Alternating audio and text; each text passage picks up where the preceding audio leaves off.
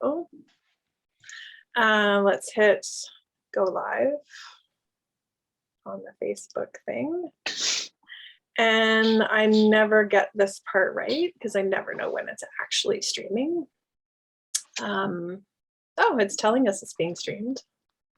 So here's hoping that technology's on our side. If not, it's being recorded so we can post it later. But anyway. There we go. So thank you for being here. You have a lot going on in your world. So I really appreciate you taking the time.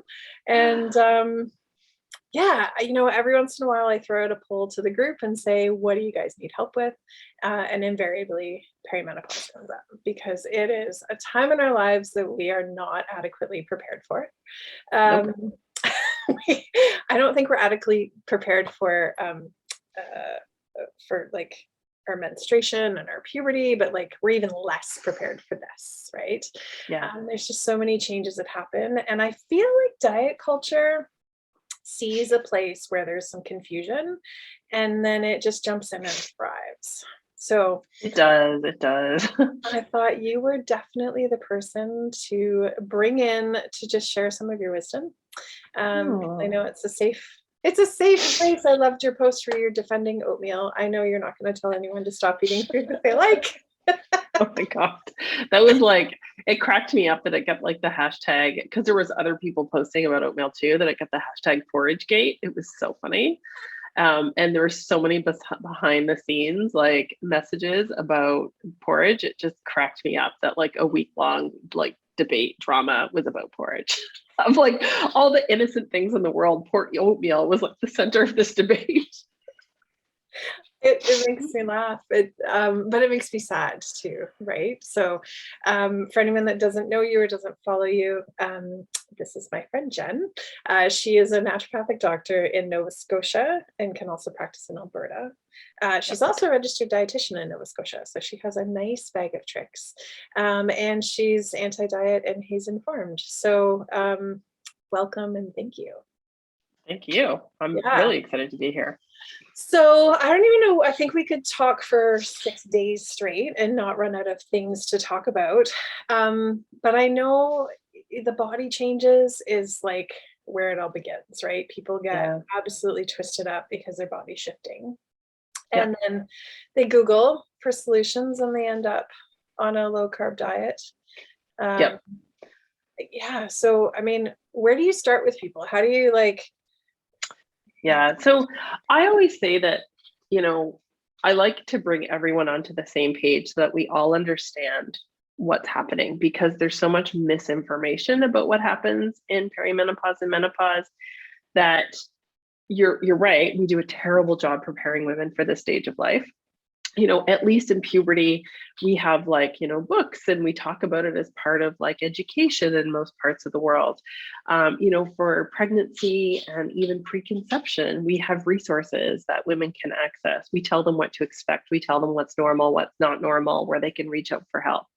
We don't tell women going into this new season of life what to expect and what's normal. And most women kind of before their menopausal years go into it thinking that it's just really about like hot flashes and being cranky, because that may have been their only experience with their mothers, their aunts, their sisters, TV, whatever. They have no idea that it's really so much less about that and more about the change in the experience of how we live our lives day to day that really rocks our foundation. So yeah, hot flashes are a pain in the butt. And yeah, no one likes to be a little cranky, but it's the not feeling like ourselves in the body that we have. It's not recognizing who we see in the mirror. It's having these outbursts of anger that are called meno rage moments that make us feel like, who the hell is this? And what the hell has happened to me? So I like to bring everyone onto the same page and say, what's happened is that there's been a huge change in your hormonal soup. So for the first kind of part of your reproductive life, when you were at the peak of your reproductive years, you were making the same soup with the same ingredients most months. It would take the same amount of time to cook. The egg would be ready. Everything kind of happened on a pretty predictable and reliable schedule.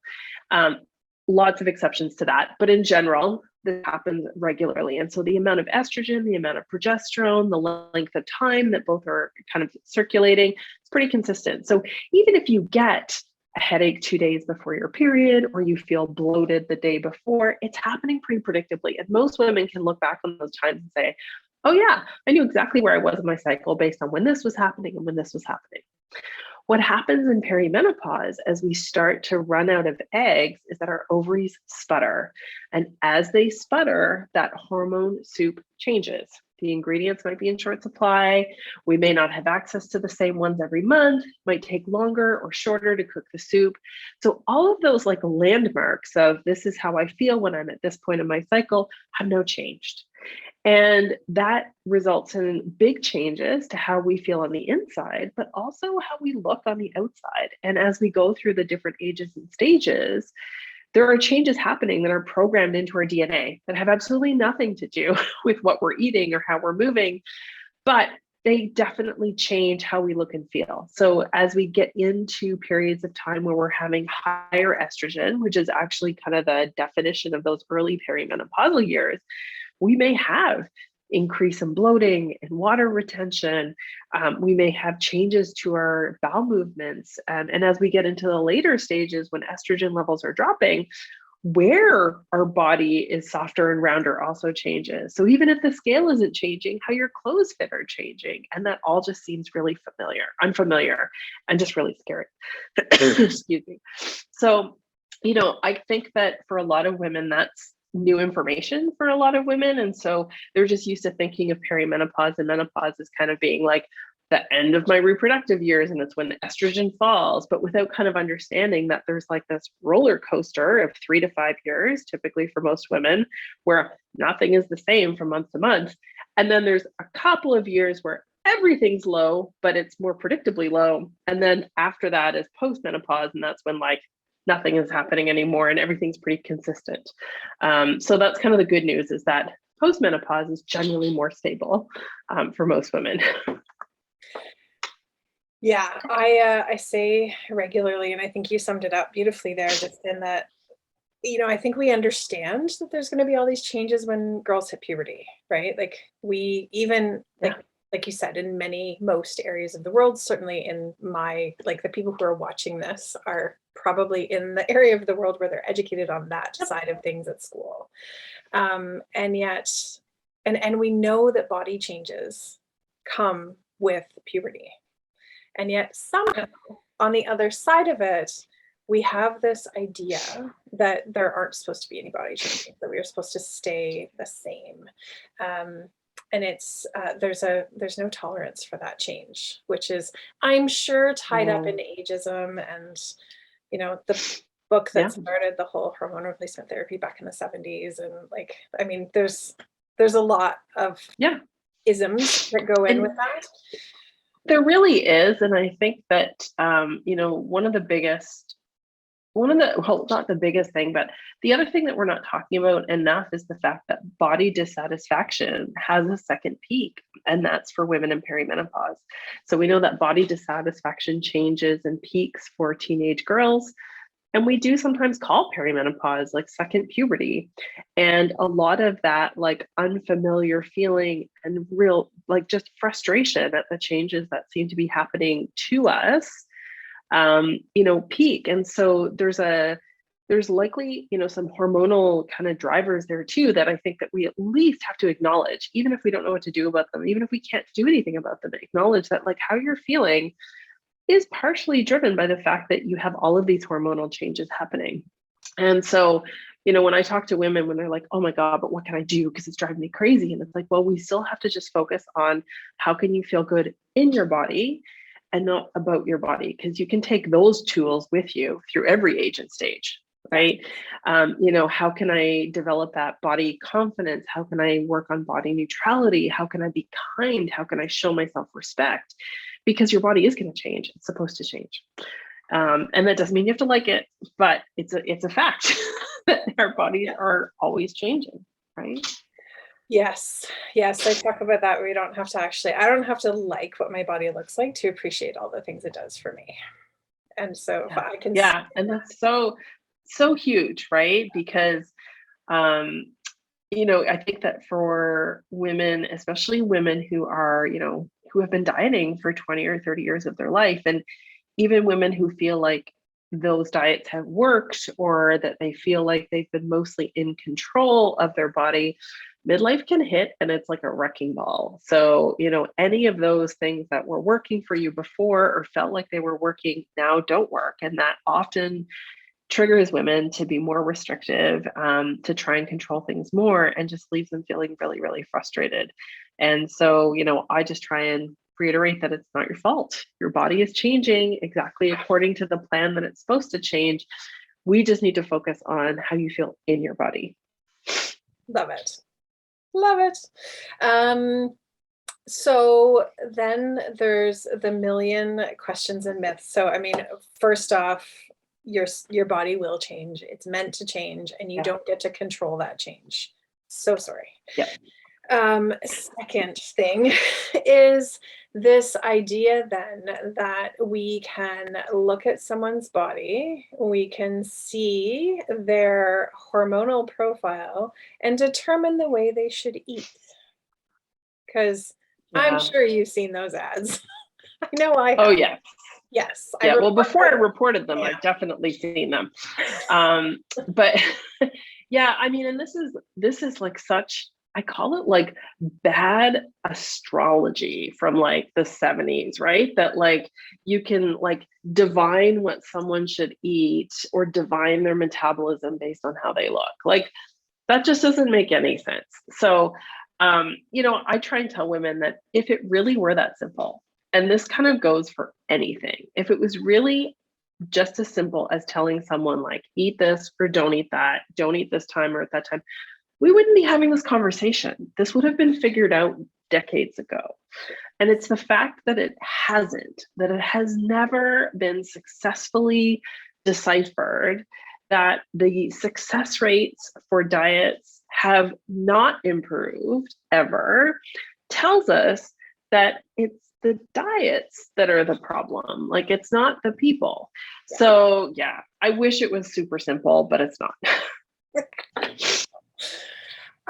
And then what about, in defense of oatmeal, the people who really believe that they need to eliminate carbs because, I mean, it's everywhere, right? I mean, I was watching YouTube yesterday, just trying to, get a good laugh in. And then I ended up getting mad because there was Ryan Reynolds making stupid comments about anyways. And I love Ryan Reynolds, but I wanted to punch him in the face. I was so disappointed. Yeah. Like it's everywhere. I know. So how do we how do you counsel people to help them not be so scared to enjoy their carbs? Yeah, I like to unpack it. So I like to unpack it one by one. So the first is kind of the idea that just because insulin rises after carbohydrates, that it means that it stores fat.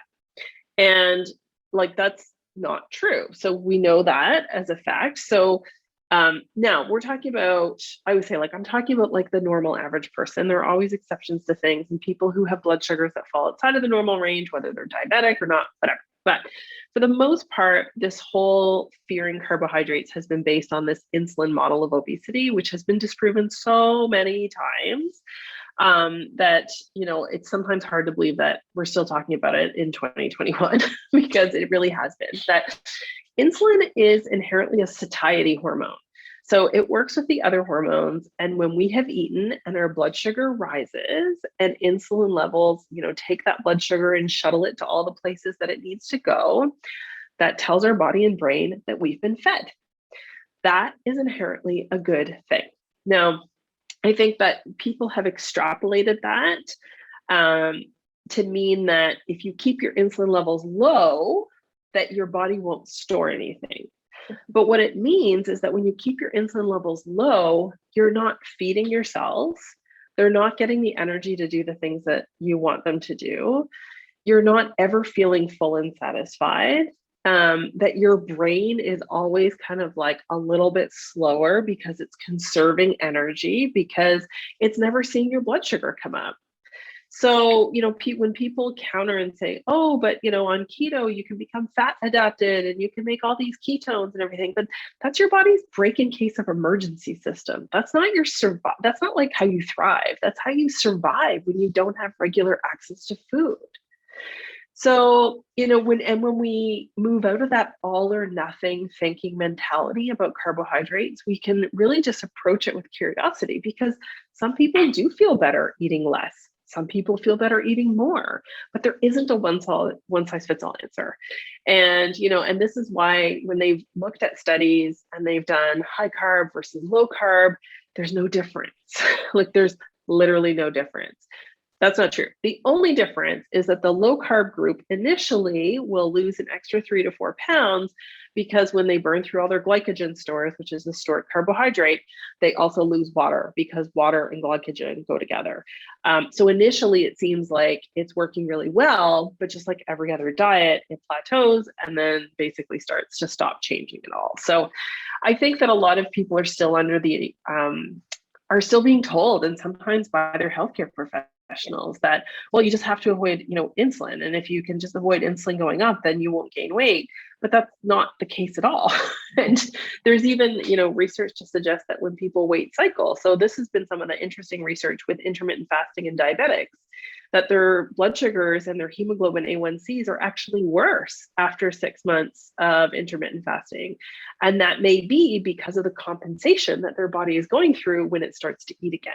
So what we want to do is anything that helps our body to trust us, to trust and believe that it has regular and reliable access to food, that it doesn't have to starve, that we're never going to starve it again, and that when it tells us it's hungry, we're going to feed it.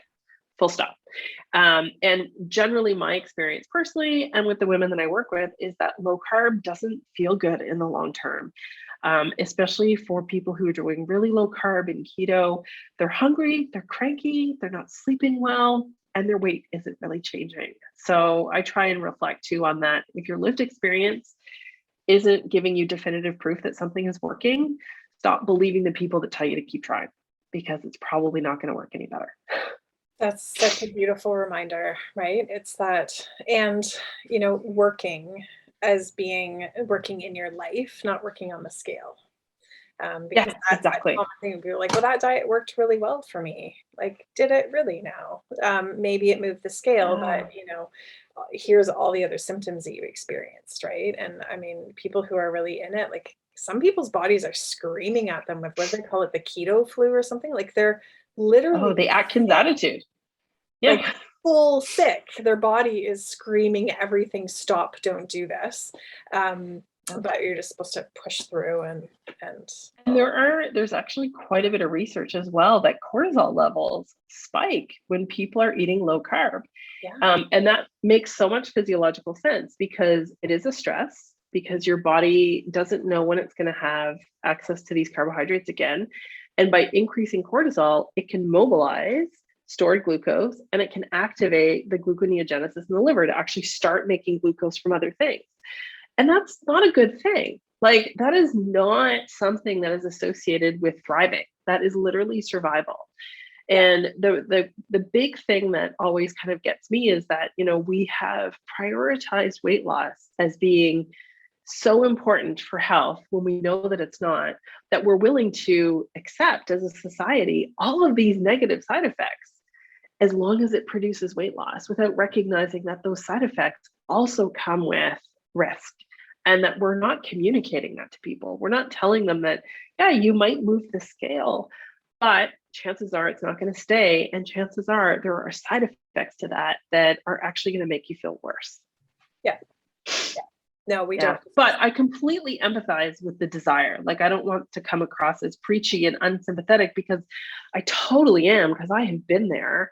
But I think that, there's just so much discussion around weight loss being like the be all and end all, and especially for women in midlife, about like avoiding weight around the middle.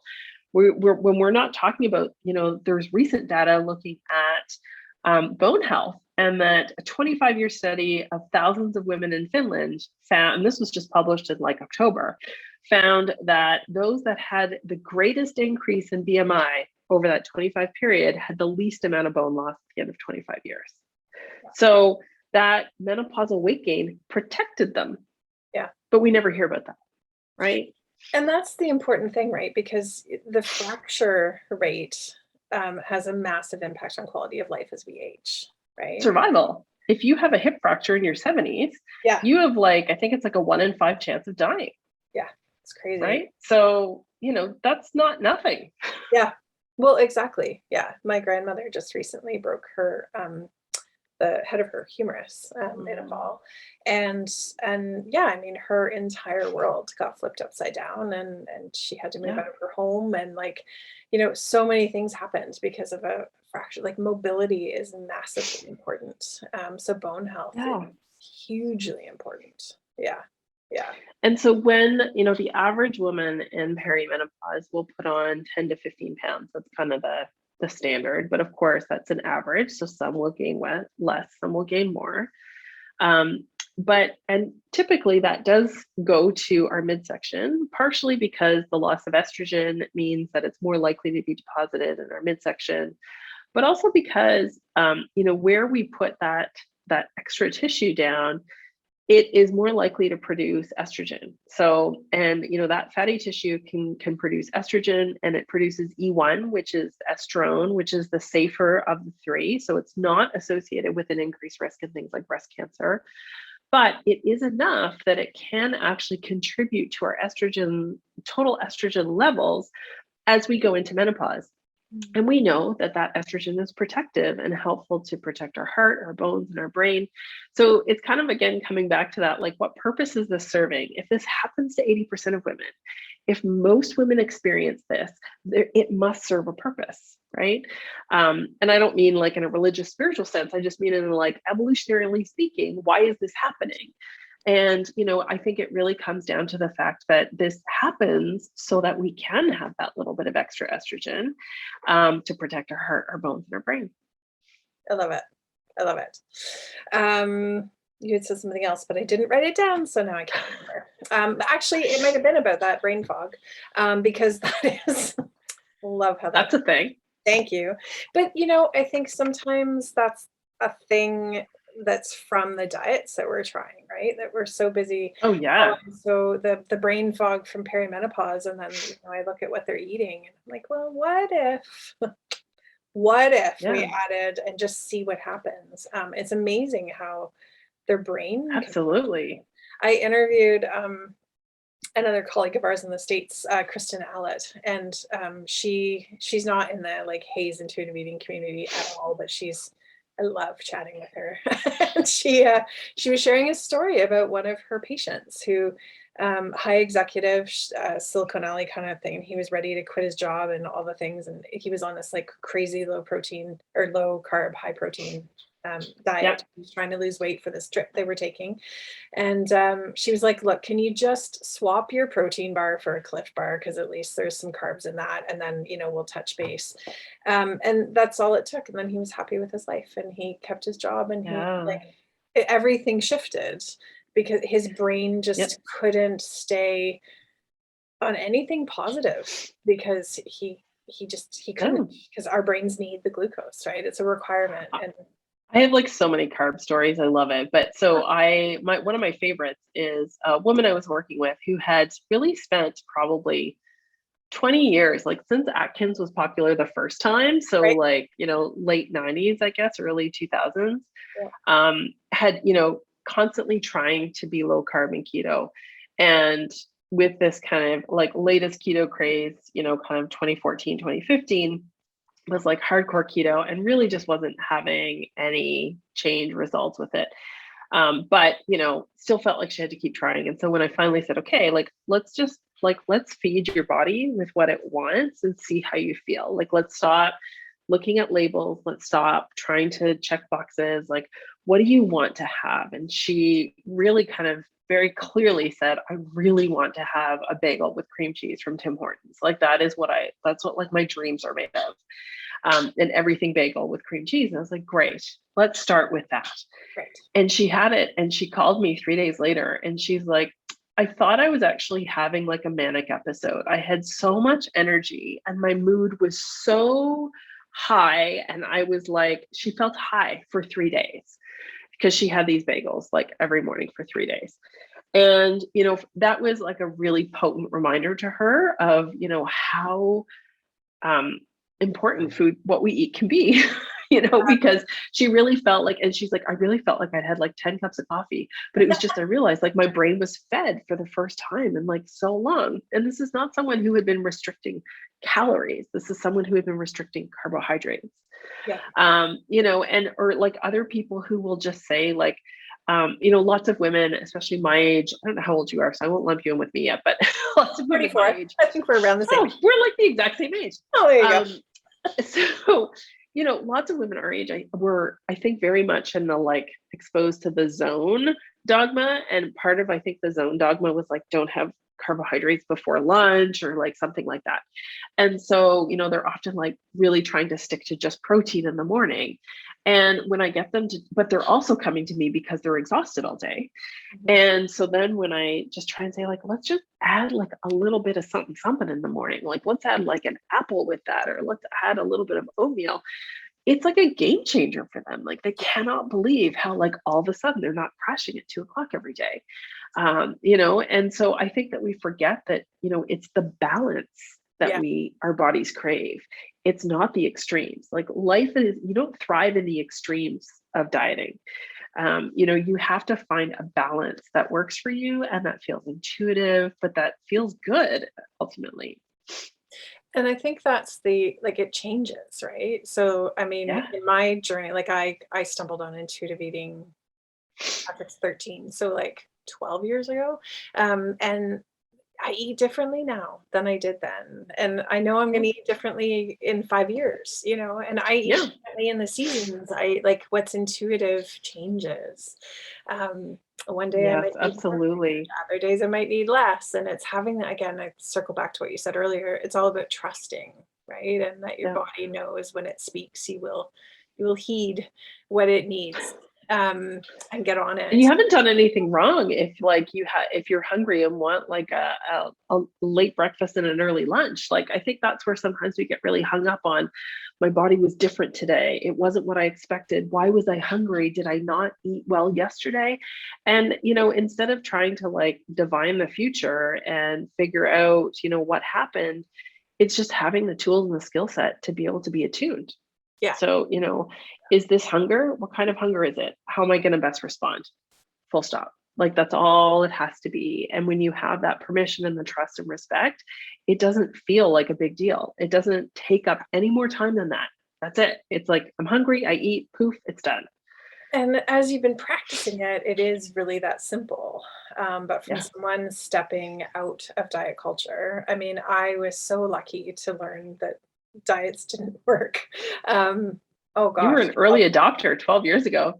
a long time ago. And that wasn't even my first introduction to it. That was just I'd slipped, went to Overeaters Anonymous because I was sure I was a food addict, because that explained everything. Yeah.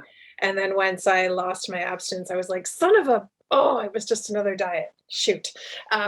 So then, anyways, so I was an early adopter of it. But I think of all the people I work with who, they've been dieting since they were my kid's age, like my kid's 13. And I know his classmates are concerned about this stuff, the girls and the boys. It's a big conversation for them. And it certainly was when I was that age. And then if they haven't had any anti-diet messaging at all, they step into perimenopause and it becomes uber clear that dieting is not what's they're just stepping into this and they don't have any of this information already, right? So this is absolutely terrifying to them. They've been restricting for decades. Food has been terrifying. Everyone around them believes the same thing, right? Like I hear it from Patrick's friends, like, oh, there's diabetes on a plate. I'm like, it doesn't. No. And yeah, it's terrifying. And yet it is so simple once we clear away all the mud and all the noise and all the crap and just come back to your body, right? It can be And beautiful. I think that midlife is such a great opportunity for women to have that little bit of extra confidence to try something like this, because for most of the women that I see and talk to, even just friends, there is kind of like a natural shedding of, I have no more fucks to give kind of thing, right? And it's like, I don't care what someone thinks about X, Y, and Z. And so I think that that's a unique experience for us, especially for women, because even in our 20s and 30s, I think there's still an awareness of other people's perceptions of us, and also, a little bit of an investment in what other people think. Obviously, there's a range of that, but I think that this is such an opportunity for women to come and say, like, okay, I can feel some of that. I can feel some of that. Like, I care a little bit less about what the 25-year-old cashier at the grocery store thinks of me coming in my sweatpants, that kind of thing. But also to just be able to say, like, okay, I'm going to take this opportunity to get to know myself again. I'm going to take this opportunity to try and learn what it is that actually works for me based on how I feel, and not based on what other people think or based on what works for someone else. And I, some women really embrace that. Like, they just love that. Okay, I'm going to try something totally different. This idea of like intuitive eating seems like so radical that, okay, I'm going to do this. It fits with how I'm feeling in my 40s. But yeah, it can definitely feel scary, and it can feel like a lot of work. And I think that's when working with people like us, there's just people who can like get you through the messy middle, as I call it, like the quicksand and the trap doors, and like make sure that you don't like fall prey to some of those. Cause there's things like Noom, right? Which are like the trap doors, and that are, that, lure you in with the promise of anti-diet, and then, give you colors to rate your food. That is always going to be a diet. I'll just pause just to make sure anyone watching really hears that. Noom is a diet. Such a diet. I actually, so last January, I like joined to do this like undercover, like expose it. Well, not undercover, I guess, but I was like, I wanted to see how it actually worked, because I was going to do a big blog post on it about like, here are all the things. And I like canceled my 7-day membership before I even got to it, because it was like literally day 2. And it had like the calorie count at the top, and I plugged in my flaxseed, and it was like a red food, and it was like 3/4 of my allotted red by having like 2 tablespoons of flaxseed. I was like, okay. And I think like it also tries to give you like these psychological tips. And it was like, if you're feeling hungry, try having some water or going for a walk. I'm like, what is this, 1992? Like, this is not like revolutionary advice. Like, this is hardcore diet culture. Like, and they're pretending that they're not. Yeah. That like most of the women I work with, we spend a lot of time on honor your hunger, because we don't know how to do that. Because of stuff like that. How is that a psychological tip? That is dangerous. If you're hungry, don't eat. Try this instead. No, if you're hungry, the only solution for hunger is food. Yeah. And if you're not hungry, let's explore it with, like, is it emotional hunger? Is it taste hunger? Like, what are you feeling? Yeah. And like, let's just be, more, I guess, holistic about how we approach that. Let's not try and trick it. Like, I think they even called emotional hunger or taste hunger like tricky hunger. I was like, what? It's like, it's not tricky hunger. It's not trying to trick me. It's telling me that I need something, whether it's food or a break or a nap. Like, this is like a communication, and I need to be on the receiving end of it in order to work with my body. But that's fundamentally it, though, right? I mean, since we were kids, we have been taught to not trust our body, to not believe. And that's from well-intentioned parents who, you have to eat this much to get that. Yeah. You can't be hungry, you just ate. Halloween is a beautiful time to watch all the confusion happen, right? And the fears and all the stuff that shows up, and so of course people don't know how to do this. And I mean, my early experience with anti-diet, it wasn't intuitive eating. It was a book called It's Not About Food, and it was just about that, like, let's just honor our body, eat what it is you want. But I didn't know how to identify hunger until I was ravenous, and so I would like skip all day, and then I'd be so hungry, but there'd be no food rules. So then I'd eat the cookies, but I'm making a meal out of cookies. So I'd eat the whole bag of cookies, and then clearly I couldn't be trusted with cookies, right? Yeah. Well, it's not about the freaking cookies. It was all about like my body was Yeah. talking to me all throughout the day, but I didn't know what it was saying because I'd been disconnected. We were speaking different languages. Yeah. And it takes a long time to I reconnect. spent I spent so much time trying to avoid hunger. And because, in my dieting days, hunger meant I had to make a decision about food. And hunger meant that I had to like calculate and portion just the right amount. And, so I hated hunger. So I was like always trying to do all the things that would like delay hunger. And ultimately though, what I realized is that like, it's you can't delay it, avoid it, like it will just come back. Mhm. And so the better I could get at responding to it and honoring it when it was like whispering instead of shouting, then the easier it was to just be like, okay, I got you. Good. I'm going to feed you. Yeah. Like, and it really became like a communication and a trust. And one of the women in my group program in the summer, the biggest aha moment for her was when she realized that there was nothing wrong with her if she was hungry 3 hours after she ate. But she'd had this rule in her head for so long that like you shouldn't be hungry within like X amount of hours.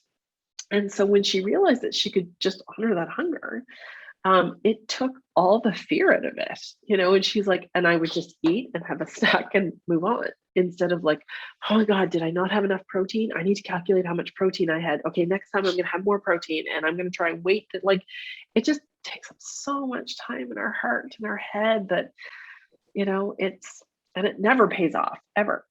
Yeah. Yeah. It's not like you put in all this effort and you get this like shiny star at the end of it. Like, you put in all this effort and you end up doing the same thing every day. It's like Groundhog Day. And, without any real payoff. Yeah. Yeah. It's terrible. What else did we want to be able to tell people? So if people are like, just maybe they're not even sure if they're in perimenopause. Maybe they're they're like, I don't know what this is. Where do they start? Do they reach out to you? Do they download something? What do they do? Yeah, so I think that, for women who are looking for kind of perimenopause support, so like, I'm not sure what's going on. I've got tons of stuff on my website and on my Instagram, and I do even just like one-on-one education sessions to go over like what is perimenopause, what's menopause, with lots of resources for tracking and things like that.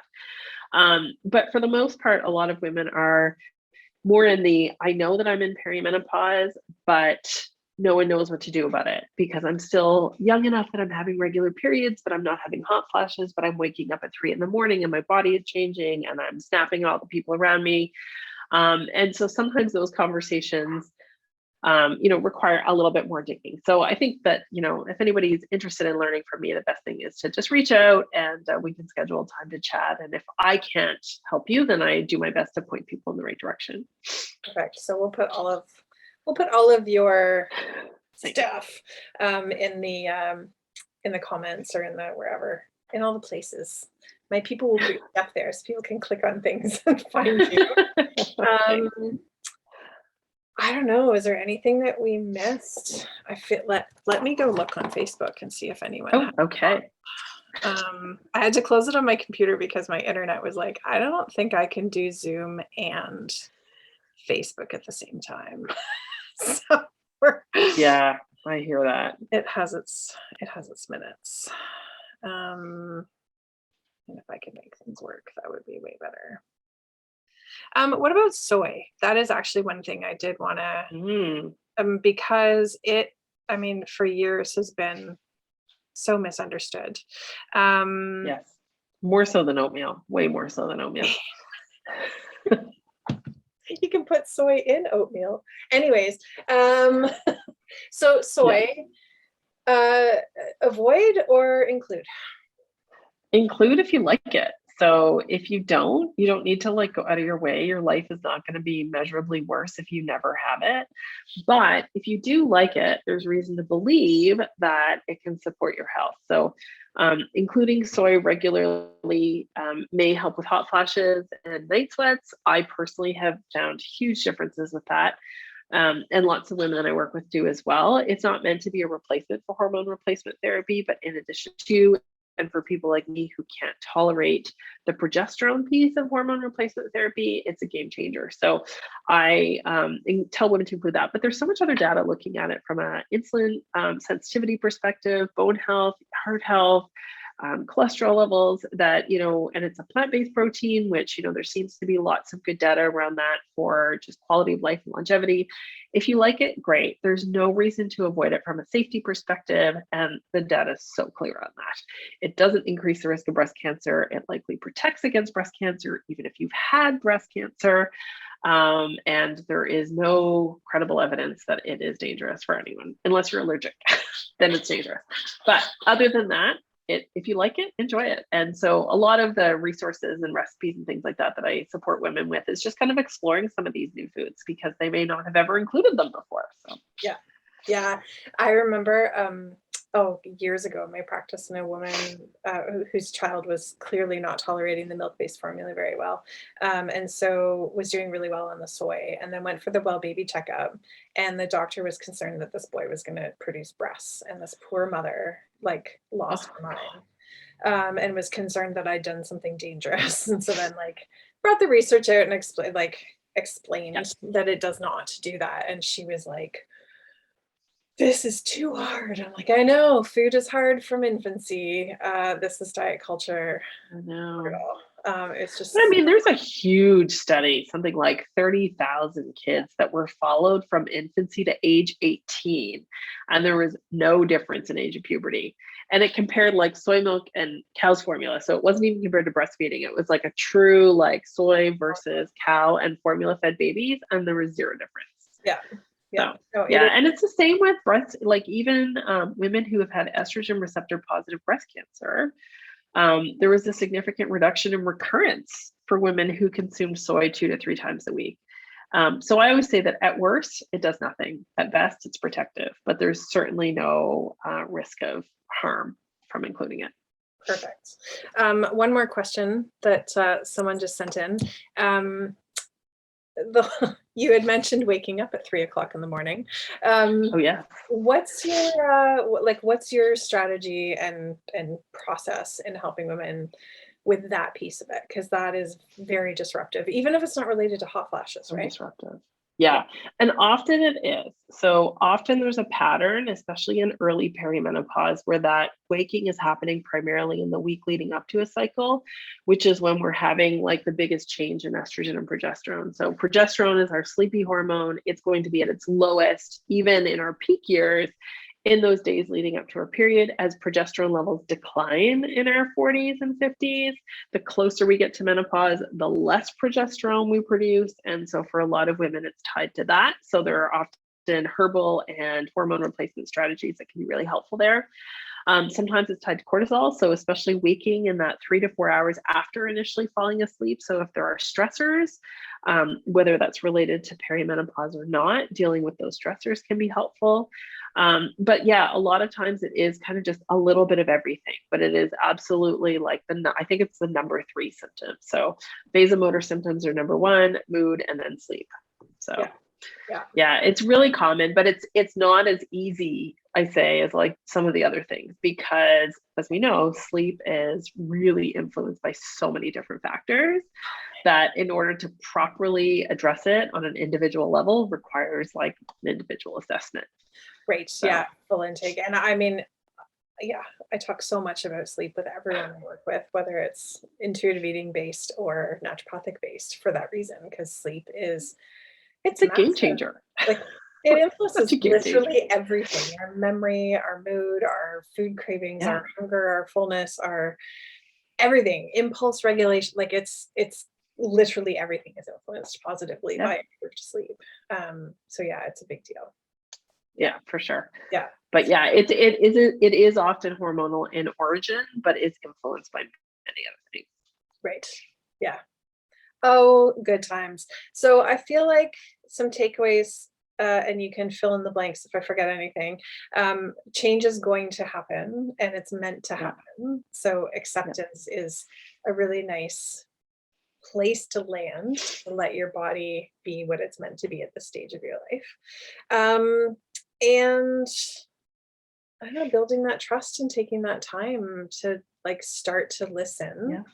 And it's okay that you might need help to learn how to do that, because if when I ask people, have you ever been asked how, like as a child, did you get to serve your own plate? Did you get to say, I'm like a level 3 hungry, I'd like this much food. I'm a level 2, I'd like this much food. And they're just like, no. Like, okay, so it's probably fair that you don't know how to do this, and that's okay. So yeah, there's lots of us around. So I will put all of your contact info, and your social media is wonderfully helpful. I love it. Very on point. And yeah, thank you. Just thanks for spending time. Oh, thank you. Yeah, I mean, I just like my biggest thing that I just want all women to know is that it's not your fault. You haven't done anything wrong, and I think even that just takes like a little bit of the anxiety out of it, that it's, it isn't because you had a bagel for breakfast. It isn't because you had dessert last night. It isn't because you put cream in your coffee. Like, we just need to look at food as a friend and not the enemy, and not something that has to be controlled at every bite. And you can really learn to love and trust your body and work with it. And I think that when we start viewing our relationship with food through that lens, it just becomes, it's not a fight anymore. It's not a struggle. Yeah. Now, do you still have spots in your program that's starting in January?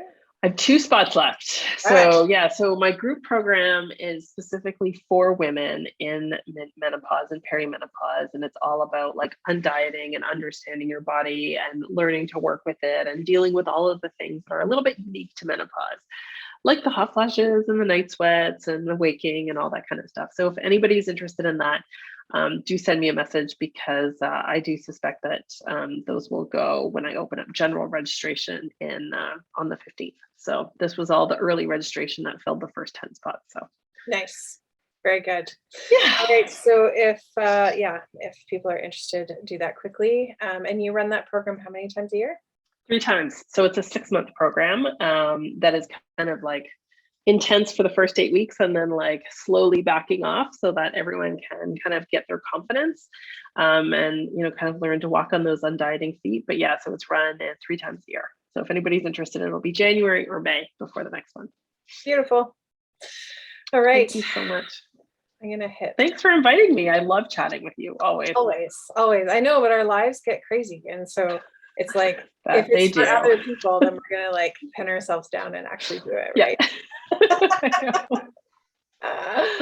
Awesome. Thanks, Carrie. No worries. So we'll stop the live stream, and then I don't know. I feel like I'm just tired, and you're tired and not feeling great. So hopefully that was good. It felt good. That's great. I'm very happy to chat with you always, but Well, thanks for inviting. I love having the non-diet chats. Sometimes I find that like when I get invited to other people's pages and they're not necessarily like, it's not that they're pro-diet, but they're not really like anti-diet. I feel like sometimes a lot of what I say just is like, does not land. You know what I mean? You're just kind of like, what?